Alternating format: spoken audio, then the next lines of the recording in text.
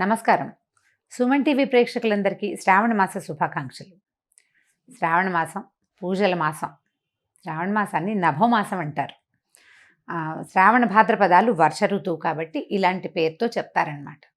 అయితే ఈ వర్షాకాలం కావటం వల్ల ప్రకృతి పరమ శోభాయమానంగా ఉంటుంది, ప్రశాంతంగా ఉంటుంది. కొంచెం వానలు అడ్డం వచ్చినప్పటికీ షాపింగ్లకి పూజలకి పెద్దగా ఇబ్బంది ఏమి ఉండదు. మన దారిని మనం చేసుకుంటూ ఉండొచ్చు. శ్రావణ మాసానికి ముందొచ్చిన ఆషాఢంలోనే దక్షిణాయనం ప్రారంభమైంది. దక్షిణాయనం ఉపాసనా కాలం, పూజలు ఎక్కువ చేయాల్సిన రోజులు అన్నమాట ఇవి.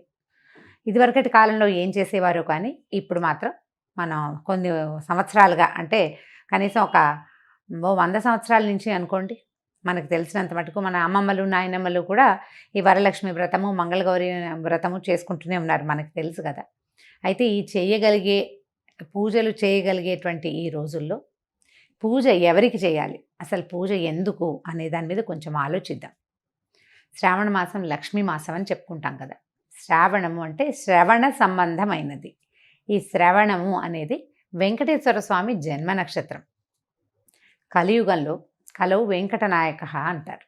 కలియుగానికి వెంకటనాయకుడే ప్రధాన దైవం. ఆయన నామ సంకీర్తన వల్లే చాలా పాపాలు తొలగుతాయి, కర్మ సంచయం జరుగుతుందని, కర్మశేషం మిగలకుండా పోతుందని, మనం ఏ కర్మలైతే ఇంతకుముందు చేసుకున్నామో, ముందు జన్మల్లో చేశామో వాటి నుంచి కొంత విముక్తి లభిస్తుందని ఆ కొండ ఎక్కటము, స్వామిని తలచటం వల్ల అని బాగా నమ్ముతాం మనం. అయితే స్వామివారి జన్మ నక్షత్రమైన ఈ శ్రవణ నక్షత్రానికి సంబంధించినటువంటి శ్రావణ మాసము లక్ష్మీ అమ్మవారికి అత్యంత ప్రీతిదాయకమని చెప్పబడుతుంది. లక్ష్మితో పాటుగా మంగళవారాలు మంగళ గౌరీ వ్రతాన్ని కూడా ఈ కాలంలో చేసుకుంటాం. అయితే లక్ష్మీదేవి అనగానే ఏమిటి లక్ష్మీదేవి స్వరూపం? లక్ష్మీదేవి భర్తని అనుసరించి ఉంటుంది. అనుసరించి అంటం కంటే నిత్యానపాయినిగా ఉంటుంది. ఆయన్ని వీడి ఉండదు, భర్తతోటి కలిసే ఉంటుంది. ఇప్పుడు అత్యంత శక్తివంతుడు, ప్రపంచ నిర్మాణ సారథి, ప్రపంచాన్ని నడిపేటువంటి వాడు అయినటువంటి భగవంతుడైన శ్రీమన్నారాయణుడి సతీమణి అయినటువంటి లక్ష్మీదేవి ఆయనని వదిలిపెట్టి ఉండదు. ఆయన యొక్క శక్తి లక్ష్మీదేవే అని చెప్పాలి మనం. భగవంతుణ్ణి నడిపించేదే లక్ష్మి. భగవంతుడు మనని నడిపిస్తాడు. మనని నడిపించే భగవంతుని యొక్క నడక శక్తి అయినటువంటి లక్ష్మీదేవిని నిత్యము అర్చించడము చాలా శుభస్కరము, అత్యద్భుతమైన విషయం. అయితే ఇప్పుడు లక్ష్మీదేవి అనగానే మనకు ఒక రూపం, ఒక ధ్యానం వస్తుంటుంది. చక్కగా పద్మాసనం వేసుకుని ఎర్రటి తామర పువ్వులో కూర్చుని ఉంటుంది. చేతుల్లో ఇంచి ఇలా ధనరాశులు చేతిలో ఇంచి రాలుతున్నట్టు, పక్కన 2 ధనపు కుండలు పెట్టి వెనకాల 2 ఏనుగులు ఆమెను అర్చిస్తున్నట్టుగా అట్లా మనకి గుర్తొస్తుంది. లక్ష్మీదేవి అనగానే ధనం చేత్తో వేసేది, ఓ చెయ్యిలాగా ఒక చెయ్యిలాగా ఉంటుంది. చేతిలో ఇంచి పడిపోతుంటే ఇందులో ఇంచి ప్రసాదంలాగా మనకి డబ్బు వచ్చేస్తున్న భావన వస్తుంది. డబ్బు, ధనము అది ఇచ్చే దేవత లక్ష్మీదేవి. కానీ లక్ష్మి అంటే ధనం కాదండి. లక్ష్మి అంటే శ్రద్ధ. లక్ష్మి అంటే వృద్ధి. ఎక్కడైతే శ్రద్ధ ఉంటుందో అక్కడ వృద్ధి ఉంటుంది అని చెప్పబడుతుంది. శ్రద్ధకి ఎంత చిన్న చిన్న విషయాల్లో అయినా శ్రద్ధ కావాల్సిందే. మన ఇంట్లో ఓ సూది ఉంది, మనకు చీర జరిగింది, కుట్టుకుంటాం. మన సూదేనని కసకసా చేసేస్తామా? చెయ్యము. శ్రద్ధగా చేయాలి. అప్పుడు చెయ్యి తెగదు, చేతిలో గుచ్చుకోదు, వస్తువు సజావుగా అవుతుంది మనం చేస్తున్న పని. ప్రతి విషయంలోనూ ఇటువంటి శ్రద్ధే కావాలి. చూడండి, ఒక అరటిపండు తింటున్నాం, అరటిపండు జారి కింద పడిపోయింది. కళ్ళకత్తుకుని తీసి నోట్లో వేసుకుంటామా? కింద పడిపోయిందని పడేస్తాం. అదే ఒక 100 రూపాయల నోటు, ఒక రూపాయి బిళ్ళ కనీసం కింద పడింది అనుకోండి, ఏం చేస్తాం? బురదలో పడితే కడుక్కుంటాం. కాగితం కనుక బురదలో పడితే అలాగా తుడుచుకుంటాం, కళ్ళు కత్తుకుంటాం. అమ్మో మహాలక్ష్మ కోపం వస్తుంది అని. ప్రతిదాన్ని ఇదే శ్రద్ధగా తీసుకోవాలి. నీ యందు ఉన్న శ్రద్ధే లక్ష్మీ అనుగ్రహం. మనకి ప్రతి విషయంలోనూ లక్ష్మీదేవి అనుగ్రహం కావాలి. ఎక్కడెక్కడ కావాలి చూడండి. తెల్లవారి నిద్ర లేవడానికి అక్కడి నుంచి మొదలు పెడితే ప్రతి విషయము, ప్రతి దాంట్లోనూ నీకు ధైర్యం కావాలి, దానికి లక్ష్మీదేవి అవసరం. నీకు జ్ఞానం కావాలి, విద్యాలక్ష్మి అవసరం. నీకు ధనం కావాలి, ధనలక్ష్మి అవసరం. ధాన్యం పంటలు పండిస్తున్నావు, ధాన్యలక్ష్మి అవసరం. మన దగ్గర 4 ఆవులు ఉన్నాయి, పాడి పంట వృద్ధి చెందాలి, అక్కడ కావాల్సిన లక్ష్మి గోలక్ష్మి, గోమాలక్ష్మి, ఆవిడ సహకారం ఉండాలి. ధాన్యలక్ష్మితో పాటు పంటలు బాగా పండాలంటే సస్యలక్ష్మి కావాలి. ప్రతి చోట ఉండే సమృద్ధి సరి అయినదే లక్ష్మీ అవతారం. అటువంటి లక్ష్మిని సాకారంగా పూజించేందుకే ఈ శ్రావణ మాసాన్ని నిర్ధారించారు. సాకారంగా పూజించాలి అంటే మనం చక్కగా ఒక కలశం పెట్టుకుని ఆ కలశానికి చక్కగా అలంకారం చేసుకోవటం, మామిడి మండలు వాటితోటి అలంకరించుకోవటం, మామిడాకులతో అలంకారం చేసి ఒక కొబ్బరికాయ పెడతాం, దానికి ఒక వస్త్రధారణ చేస్తాం కలశానికి. కలశంలో లక్ష్మీదేవిని ఆవాహన చేసుకుంటాము. ఓ చిన్న ప్రతిమ ఏదైనా పెట్టుకుంటాము. కొద్దిగా బంగారమైన శ్రావణంలో కొనుక్కోవాలనుకుంటాము. ఈ బంగారం వృద్ధవుతుందన్న నమ్మకంతో, శ్రద్ధతోటి కొన్న వస్తువు వృద్ధవుతుంది, అదే పాయింట్. ఇట్లా మనం ప్రతి సంవత్సరము చేస్తే బోల్డ్ సంవత్సరాలు గడిచే కొందికి బోల్డ్ బంగారం తయారవుతుంది. అయితే ఏటా వచ్చే పూజకి పెద్దగా చెప్పుకునేందుకు ఏమీ ఉండదు. కానీ ప్రతి సంవత్సరము మనం చక్కగా ఇళ్ళు వాకిళ్ళు బాగు చేసుకుంటాము, దేవుడి గది బాగా శుభ్రం చేసుకుంటాము, కొత్త ప్రతిమలు ఏమైనా కొనుక్కుని తెచ్చుకుంటాము, కొత్త బట్టలు కొంటాము, కొత్తగా ఒక లక్ష్మీ రూపు కొనుక్కుని తెచ్చుకుంటాము.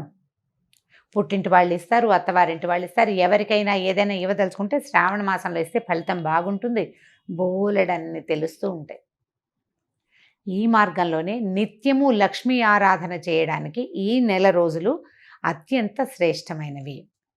విశేషమైన ఆరాధన చేయగలిగే వాళ్ళు చక్కగా వస్త్రాలంకరణ చేసి రూపులు కొనుక్కుని చేయగలిగిన వాళ్ళు చేసుకోవచ్చు. ఒకవేళ చేయలేని వాళ్ళు ఏం చేయాలి?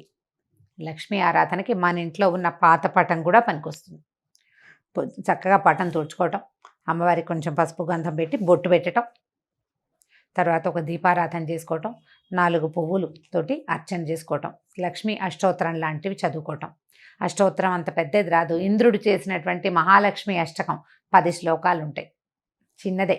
ఆ 10 శ్లోకాలు చదువుకోవటం. అంత పెద్దది రాదండి మాకు, ఒక్క శ్లోకం వచ్చు. లక్ష్మీ క్షీర సముద్ర రాజతనయాంతోటైనా సరే ఆ శ్లోకం చదువుకుని అమ్మవారికి శ్రద్ధగా పువ్వులు సమర్పించి, బెల్లం ముక్క పంచదార దగ్గర నుంచి మీరు రవ కేసరి వరకు ఏది చేసి పెట్టినా సరే శ్రద్ధగా చేసి అమ్మవారికి నివేదన చేసుకోండి. ఈ నెల రోజులు ఇలా శ్రద్ధగా ఆరాధించిన వాళ్ళకి అన్ని విధాల సర్వతోముఖాభివృద్ధి లభిస్తుంది. బాగా సాంగంగా చేయగలిగిన విధానంతో చేసుకోగలిగిన వాళ్ళు చేసుకుంటారు. చేసుకోలేకపోయినా కూడా మాకు రాదు కాబట్టి మేము చేయలేము అన్న భావన పడద్దు. అసలు పూజకి రావడం కాదు కావాల్సింది, శ్రద్ధ కావాలి. శ్రద్ధతోటి లక్ష్మీ ఆరాధన చేయండి. లక్ష్మీ ఆరాధనలో భాగంగా అసలు లక్ష్మీదేవి ఏ ఏ విషయాల్లో ఉంటుందో చూద్దాం. ఎవరి దగ్గర లక్ష్మి ఉంటుంది? లక్ష్మి అంటే డబ్బు అనుకోవట్లేదు కదా, మనం చాలా విషయాలు చెప్తున్నాం. లక్ష్మి చాలా ఇష్టంగా ఉండే ప్రదేశాలు కొన్ని ఉన్నాయి. అవి ఎన్ని ఉన్నాయండి? కనీసం ఒక 30-40 నేను చెప్తుంటే అలా లిస్ట్ వచ్చేస్తూనే ఉంటుంది. శుభ్రమైన వస్త్రాలు, శుభ్రమైన ఇల్లు, అలంకరించిన వాకిళ్ళు, పోట్లాటలు లేని ఇల్లు, ఏ కీచులాటలు లేనటువంటి సంసారాలు, మన బియ్యం బస్తాలు, బియ్యం డబ్బా, పసుపు డబ్బాలు, పసుపు కుంకాల్లో లక్ష్మీదేవి ఉంటుంది. ఆమెకి ఇష్టం ఆ రంగులు, అక్కడ ఉంటుంది. అందుకని చూడండి, మన ఇంట్లో పసుపు కనుక చివరికి వచ్చింది అనుకోండి, అయిపోయింది పదం వాడనివ్వరు, నిండుకుందనమంటారు. అయిపోయింది అనకూడదు, ఖాళీ చేయకూడదు. అసలు బియ్యం డబ్బాని కూడా ఖాళీ చేయరు, చివరికి 2 గింజలు వెనక్కి వేసుకోవాలి, అలా ఖాళీగా ఉంచకూడదు. అవన్నీ లక్ష్మీ స్థానాలుగా భావిస్తాం. ఇతరులకి సేవ చేసే వాళ్ళకి, ఇతరులకి సహాయం చేసే వాళ్ళ దగ్గర, ఎవరైతే పరమత సహనంతో మెలుగుతారో వాళ్ళ దగ్గర, ఏదైనా తగాదా వచ్చినా తిరగబడి మాట్లాడకుండా ఎవడుంటాడో వాడి దగ్గర, వాడి సహనంలో లక్ష్మి ఉంటుంది. చిన్న పిల్లల్లో, పెద్ద వృద్ధుల్లో, శుభ్రమైన మంచాల మీద, మంచం కూడా లక్ష్మీ స్వరూపమే. మన ఇంట్లో మనం వాడుకునే తిరగలి, రోకలి, రోలు, గుండ్రాయి, ఇవన్నీ కూడా లక్ష్మీ స్వరూపాలే. వీటితోటి మనం ఎంత శ్రద్ధగా ఉంటున్నాము అనే దాన్ని బట్టే లక్ష్మీ మకటాక్షం మన మీద ఎంత ఉంటుంది అనేది ఉంటుంది. దేనిని పారేయకూడదు. అన్నం వృధా చేయని ఇళ్లల్లో లక్ష్మీదేవి ఉంటుంది. ఎప్పుడూ వెలుగ్గా ఉండటం, నిత్యము దీపారాధన చేయబడ్డం, సాయంకాల సంధ్యావేళల్లో తలుపులు వేసుకోకుండా లైట్ వెలిగించి తలుపు తీసి పెట్టుకోవాలి. ఆ సమయంలో లక్ష్మీదేవి యొక్క ప్రవర్తన బాగుంటుంది. ఆవిడకి ఇష్టం అనమాట అది. ఆవిడ ఎప్పుడు నడిచి వస్తూ ఉంటుంది బయటికి లోపలికి. పువ్వులతో అలంకరించిన దేవతా స్వరూపాల్లో లక్ష్మి ఉంటుంది, జలంలో లక్ష్మి ఉంటుంది, పాత్రలలో లక్ష్మి ఉంటుంది. వీటన్నిటినీ మనం శుభ్రంగా ఉంచుకోవాలి. ఇలా శుభ్రంగా ఉంచుకున్న వాటి వల్ల మనకి లక్ష్మి పెంపొందుతుంది. పాత్రలు శుభ్రంగా ఉన్నాయి, ఆరోగ్యం పెంపొందుతుంది. మంచం శుభ్రంగా ఉంది, చక్కని నిద్ర పడుతుంది, మరునాడు చక్కగా పనిచేస్తాం మనం. ఇల్లు శుభ్రంగా ఉంటే ఆరోగ్యము బాగుంటుంది, పవిత్రంగా ఉంటుంది, ప్రశాంతంగా ఉంటుంది. ప్రతి వాళ్ళకి జీవితంలో ఏవో కావాలని ఉంటుందండి. అన్నం లేని వాడికి అన్నం కావాలి, అన్నం నీళ్ళు 4 అందేవాడికి ఇంకొంచెం బెటర్మెంట్ కావాలనిపిస్తుంది, ఆ బెటర్మెంట్ కూడా ఉన్నవాడికి ఇంకా పైకి ఎదిగిపోవాలనిపిస్తుంది, ఆ పైకి కూడా ఎదిగాక వాడికి చిత్తశాంతి ఉండదు, వాడికి మనశ్శాంతి కావాలి, శాంతి లక్ష్మి అవసరపడుతుంది. ఇవన్నీ ఉంటే ఆరోగ్యం ఉండదు, ఆరోగ్య లక్ష్మి అవసరపడుతుంది. వ్యక్తులు ప్రతి వాళ్ళు ఏదో ఒక లోటుతోటే ఉంటుంటారు. ఈ లోటులు ఎక్కడ పూరింపబడతాయంటే పూజ వల్ల పూరింపబడతాయని అనుకోకూడదు, శ్రద్ధ వల్ల పూరింపబడతాయి. మనం ఏ పొరపాటు చేస్తున్నాం, దేనివల్ల నాకు ఇది వస్తోంది ఈ సమస్య అని మనకు ఆలోచన వస్తే చాలు, ఆ విషయాన్ని శ్రద్ధతోటి సరి చేసుకుంటే మనకు కావాల్సింది సమకూరుతుంది. వ్యక్తుల యందు ఉండేటువంటి శ్రద్ధే సాక్షాత్ శ్రీ మహాలక్ష్మి స్వరూపం. ఈ శ్రావణ మాసాన్ని మన యొక్క శ్రద్ధామాసంగా మార్చుకోండి. రోజు ఒక కథ విని ఒక ఇది చేసి కార్తీక పురాణంలాగా మా శ్రావణ లక్ష్మి పురాణం అని భావించొద్దు. ఇవి నెల రోజులు మీరు శ్రద్ధగా గనక ఉంటే, శ్రద్ధగా ఉండటం మీకు అలవాటైపోతుంది. ప్రతి విషయంలోనూ ఏ పని చేసినా శ్రద్ధగా చేయాలి.